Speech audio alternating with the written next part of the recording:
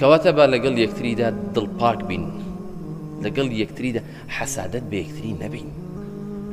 ئێمە ئیمانمان بەوە نییە کە خوای گەورە ڕزقی لە نێو خەڵکیدا دابەش کردووە، یەکێک دەوڵەمەندە، یەکێک زۆر دەوڵەمەندترە، یەکێک فەقیر، یەکێک زۆر فەقیرە.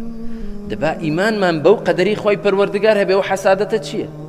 وەڵاهی ئەگەر دەتەوێت خۆش بژی، دەتەوێت گەنج بژی، دەتەوێت جوان بژی، حەسوودی بە کەس مەبە. وەڵاهی چێ ماڵی دنیا هەیە بڵێ خوا زیاتری بدەی بەڵام بە حەڵاڵی، بڵێ خوا هیدایەتی بدەی بۆ خێر و چاکەکاری بەکاری بێنێ، بڵێ خوا هیدایەتی بدەی وای لێ نەکەی بەهۆی ئەو ماڵەوە گومڕا بێ، تیا بچێت پێت خۆش بهێتی، ئەوەی نیەتی بڵێ خوا بە حەڵاڵی پێی بدەی.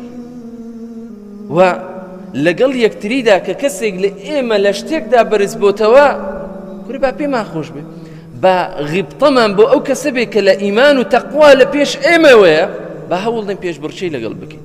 ئەمما لەسەر دنیا کە نامێنێتەوە، وەڵاهی با حەسوودی بە یەکتری نەبین، با دژای یەکتری نەکەین، با ئەو دڵەمان ئاوەها زوو پیر نەکەین. وەڵاهی ئەوەی کە نەفسی پاک نییە، ئەوەی کە سینەی پاک نییە، وەڵاهی زوو دەمرێ، وەڵاهی زوو پیر دەبێ، وەڵاهی زوو هەرچی خەم و خەفەت و نەخۆشی ڕووی تێدەکات، لەبەرەوەی خۆش ناژیە.